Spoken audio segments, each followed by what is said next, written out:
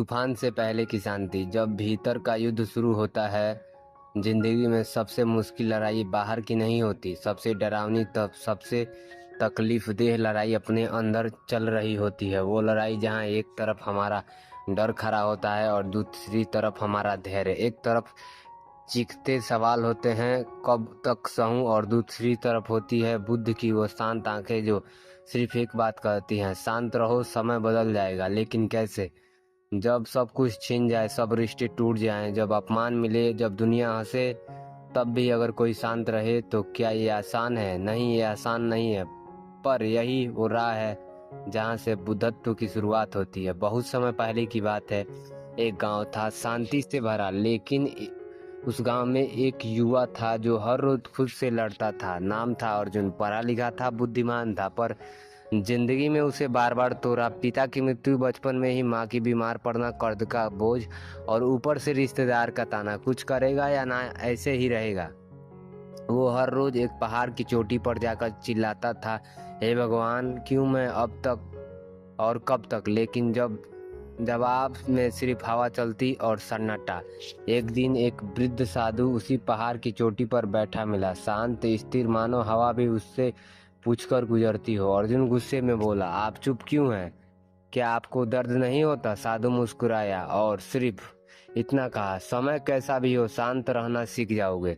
अर्जुन हंस पड़ा, ये कौन सी किताबें की बात कर रहे हो? जब पेट में आग हो, मन में घाव हो, तब ये शांति प्रवचन अच्छे लगते हैं। तब साधु एक लंबी सांस ली और बोले, मैं एक कहानी सुनाऊंगा तुम्हें।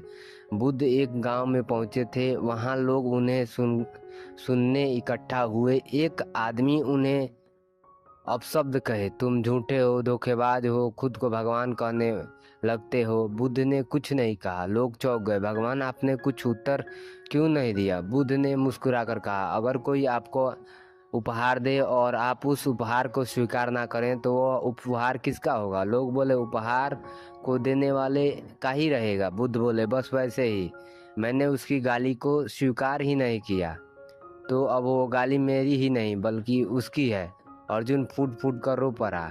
मैं भी वही कर रहा हूँ, हर गाली, हर अपमान को पकड़ के रखा हूँ और खुद को जलाता रहता हूँ। साधु बोले, समय चाहे कैसे भी हो अर्जुन, तुम अगर बाहर की हलचल से खुद को जोड़ता रहेगा तो तू कभी शांत नहीं होगा। लेकिन जब तू भीतर की शक्ति से जुड़ जाएगा तो तूफान भी तुझे हिला नहीं पाएगा। साधु ने अर्जुन को 3 बातें बताई जो बुद्ध ने अपने शिष्यों को सिखाई थी। सब कुछ अस्थाई है, चाहे दुख हो या सुख। दुख आएगा जाएगा, सुख आएगा जाएगा, तू नहीं बदलेगा अगर तू स्थिति में रहना सीख जाएगा। प्रतिक्रिया से पहले रुकना सीखो। गुस्से में, डर को, सुख में जो पहला जवाब आता है वो अक्सर गलत होता है। बुद्ध कहते हैं, एक सांस लो फिर उत्तर दो। बुद्ध की आवाज को सुनो, बाहर की नहीं। दुनिया बोलेगी तुम तेरे बस की नहीं, मन कहेगा मैं कर सकता हूँ। फैसला उस आवाज को होना चाहिए जो अंदर से आती है। जब डर खुद को सामने खड़ा हो, वो कहते हैं ना, जैसे कि तुम्हारे अंदर शांति ढूंढते लगते हो, जीवन तुम्हें वही चीज सामने लाकर खड़ा कर देगा जिससे तुम सबसे ज्यादा डरते हो। अर्जुन की जिंदगी अब थोड़ा सुकून देने लगी थी। रोज पहाड़ पर बैठना, साधु की बातें करना, बुद्ध की शिक्षाओं पर ध्यान लगाना, शांति धीरे धीरे अंदर घर करने लगी थी। लेकिन एक शाम अर्जुन जैसे ही नीचे गांव लौटा, कुछ लोग उसे घर के बाहर खड़े थे गुस्से में। उनमें से एक ने कहा, कर्ज चुकाने का वक्त खत्म हो गया अर्जुन, अब घर का खेत बेच दो। अर्जुन की माँ अंदर बीमार पड़ी थी, घर के खाने अनाज नहीं था और ये अब अंदर से कांप रहा था। वह पुराना डर, वही बेबसी फिर से खड़ा हो गया। अर्जुन घर के पीछे एक सूखी जमीन पर लाकर बैठ गया और आंखों में आंसू थे, ना मुंह में अनाज, बस दिल में धड़कनें तेज थी। वो हड़बड़ाया। बुद्ध कहते हैं, शांत हो, लेकिन अब क्या करूं? अब भी शांति की बात करूं? उसी वक्त साधु वहीं आ पहुंचे, जैसे जीवन में अर्जुन की पुकार सुन ली हो। साधु ने कहा, तुम डरा हुआ है? अर्जुन बोला, हाँ, मैं इस बार बहुत गहरा डर है। अब की बार सिर्फ जिंदगी नहीं, माँ की सांसें भी दाव पर है। साधु कुछ देर चुप रहे, फूल बोले, यही तो असली परीक्षा है अर्जुन। तू जिन चीजों से खोने से डरता है वो चीजें तुझे बांध कर रखती हैं। साधु ने एक और घटना सुनाई। एक बार गौतम बुद्ध ध्यान में बैठे थे। उनके पास एक सैनिक आया, हाथ में तलवार थी। वो चिल्लाया, अगर अभी नहीं बोले तो मैं तुम्हारा सर काट दूंगा। बुद्ध की आंखें खोली, मुस्कुराए और बोले, तू कुछ नहीं काट सकता। सैनिक गुस्से में, क्या मतलब? बुद्ध बोले, क्योंकि जिस शरीर को तू काटना चाहता है मैं नहीं। मेरे शरीर तेरा शिकार हो सकता है, लेकिन मेरी शांति नहीं। अर्जुन के आनंद कुछ हिला। वो सोचने लगा, अगर मैं डर के सामने शांत रहूं तो शायद मैं उसी स्थिति को नहीं, खुद को जीत लूंगा। फिर भी वो डर वापस आया। अगर घर चला गया तो माँ का क्या होगा? तभी साधु ने कहा, है डर एक तरंग है अर्जुन, तू उसे देख, महसूस कर, लेकिन उसका हिस्सा मत बन। साधु ने अर्जुन से पूछा, क्या तू उसी चीज के लिए तैयार है जो सबसे जरूरी है? अर्जुन बोला, मतलब?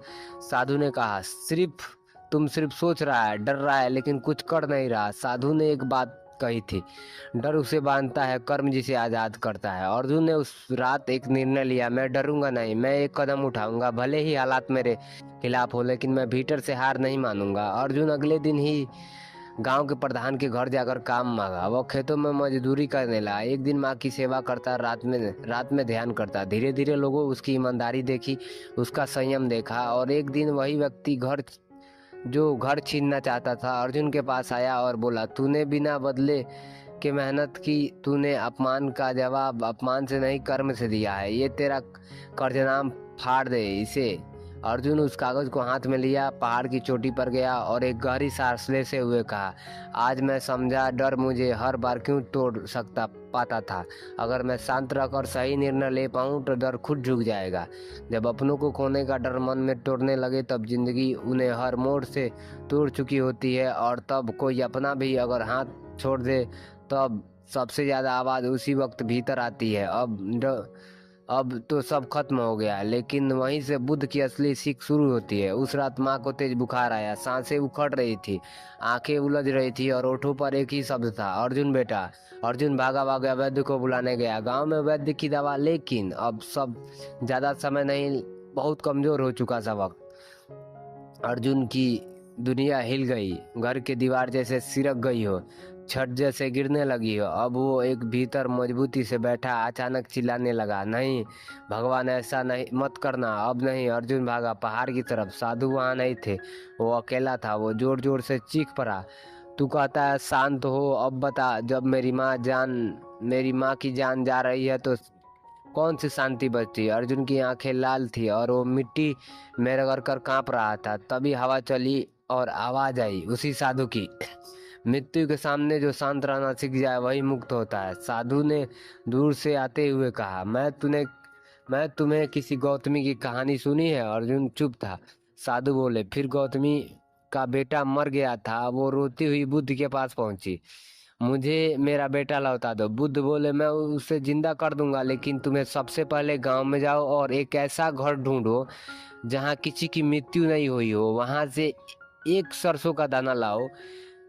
किस्सा पूरा गांव घूमा, लेकिन कोई घर ऐसा नहीं मिला। वह वापस बुद्ध के पास आई। बुद्ध ने कहा, मृत्यु सबका सच है, अगर कोई इससे नहीं बचा, लेकिन इसे जान को टूटता नहीं, वही जागृत होता है। अर्जुन माँ के पास लौटा, उसने माँ का हाथ थामा और धीरे धीरे माँ की सांसें कम होती गई। लेकिन इस बार अर्जुन चीखा नहीं, गिरा नहीं, बल्कि माँ के कान में एक बात कहता रहा, माँ अब मैं समझ गया हूँ, ये शरीर जाएगा लेकिन तेरी सीख मेरे साथ रहेगी। माँ के जाने के बाद गांव के लोग आए कंधे देने, लेकिन जो सबसे ज्यादा चौंक गई वो ये देखकर कि अर्जुन का चेहरा शांत था, उसकी आंखों में नफरत नहीं, समर्पण था। लोगों ने पूछा, तू रो क्यों नहीं रहा? अर्जुन बोला, माँ शरीर छोड़ चुकी है, पर मैं जानता हूँ वो मेरी हर सांस में है। अब रोकर मैं उसे कैसे वापस लाऊं? जिसने मृत्यु को देखा वो विचलित नहीं हुआ, वही जीवन को समझता है। अर्जुन अब पूरी तरह बदल चुका था। अब वो गांव का युवा नहीं, अब बुद्ध की राह पर चलने वाला एक साधक बन चुका था। जब दुनिया के शोर के भीतर शांति खोने लगी, अब अर्जुन ने माँ को खोया, डर को हराया, अपमान हारा और दुनिया के मायने को समझना शुरू कर दिया। लेकिन दोस्तों, जीवन वही खत्म नहीं होता। हमें लगता है कि हमें सब कुछ समझ लिया है। असल में खेल तब शुरू होता है जब दुनिया तुम्हारी साधना पर ताली बजाने लगती है, सिर्फ एक सवाल पूछती है, क्या तुम शांत शांति को तब तक पकड़ रख सकते हो जब तक संसार तुम्हें उकसाता रहे दौड़ने के लिए। अब लोग उसे गुरु कहने लगे थे, उसकी बातें लोग लिखने लगे थे, उसकी एक झलक पाने के लिए लंबी यात्राएं करके लोग आते थे। अर्जुन ने कभी यह सब नहीं चाहा था, लेकिन अब उसके आसपास आदर, प्रसिद्धि और समाज का आकर्षण बढ़ने लगा था। वह धीरे धीरे वही अर्जुन जो आत्मा की आवाज़ सुनता था, अब दूसरों की वाहवाही सुनने लगा। एक दिन वह पहाड़ की उस चोटी पर पहुंचा जहां साधु कभी उसे मिले थे, लेकिन इस बार चुप्पी थी। कोई साधु नहीं, कोई आवाज़ नहीं, बस मन में एक सवाल, अब मैं शांति को छोड़कर अहंकार की ओर बढ़ रहा हूँ। साधु की एक पुरानी बात याद आ गई। बुद्ध जब सबसे बड़े बन गए तो उन्होंने चुपचाप बन जाना चुना। गौतम बुद्ध की कई राजाओं ने सोने से सिंहासन, महल, हजारों अनुयायियों को पेश करने की कोशिश की थी, लेकिन बुद्ध हर बार मुस्कुराकर कहते थे, मैं गुरु नहीं, एक प्रतीक हूँ। जिस दिन लोग उसे मुझे देवता समझेंगे, मैं सत्य से भटक जाऊंगा। वो उस रात सो नहीं पाया। मन में एक व्यंग चल रहा था, क्या मैं लोगों की आंखों में बड़ा बन रहा हूँ लेकिन अपनी आत्मा में छोटा? क्या मैं अब खुद को बुद्ध समझ बैठा हूँ? अर्जुन ने अगली सुबह सबको बुलाया और कहा, आज मैं फिर एक पथिक बन रहा हूँ। मैं कोई गुरु नहीं, मैं फिर से खोज में जा रहा हूँ, उसी मौन और उसी शांति की खोज में। गांव वाले हैरान, पर आप तो हमारे गुरु हो। अर्जुन मुस्कुराया, अगर मैं सच में गुरु होता तो तुम्हें मुझसे कोई भीतर जुड़ने को सिखाता, और मैं वो नहीं कर पा रहा हूँ। अर्जुन एक बार फिर जंगल, पहाड़ों, मौन की ओर चला बढ़ा। सालों बीते, किसी ने उसे कहीं नहीं देखा। एक छोटी सी कुटिया में एक युवा साधु पहुंचा। वहां दीवार पर एक कागज चिपका था, उस पर सिर्फ इतना लिखा था, अगर तूने सब खो दिया तो अब तू खुद को पा सकता है। अगर तू शांत रह सकता है तो तू बुद्ध बन सकता है। समय जैसा भी हो, तू भीतर ठहरा रह, यह तेरी बुद्धि है। उसने अपना नाम छोड़ दिया था, पर उसकी शांति हवा में थी। उसकी साधना अब कहानी बन चुकी थी, उसकी चुप्पी अब शिक्षा बन चुकी थी। अब जब ये तुम पढ़ रहे हो तो रुको, सांस लो और खुद से सवाल पूछो। अर्जुन की यात्रा उसकी नहीं थी, वो हर इंसान की कहानी थी जो जीवन में संघर्षों के बीच खोजता है। डर आया, वियोग नहीं, मोह में जकड़ा, लेकिन हर मोड़ में अर्जुन ने एक चीज सीखी। अब अर्जुन कहीं नहीं, वो हर शख्स उसके भीतर जीवित है, जो बुरे समय में शांति को सामने रहता है। जीवन एक साधना है, शांति इसकी अंतिम प्रभाव है। बुरे समय में ये दो बातें हमेशा याद रखनी चाहिए। बुद्ध ने हमें बताया, मन को नियंत्रित करना चाहो वही मिलेगा, ज्यादा चिंता आपको बीमार कर देगी। शांत रहकर अपने अंदर की आध्यात्मिक क्षमताओं को देखो। हमें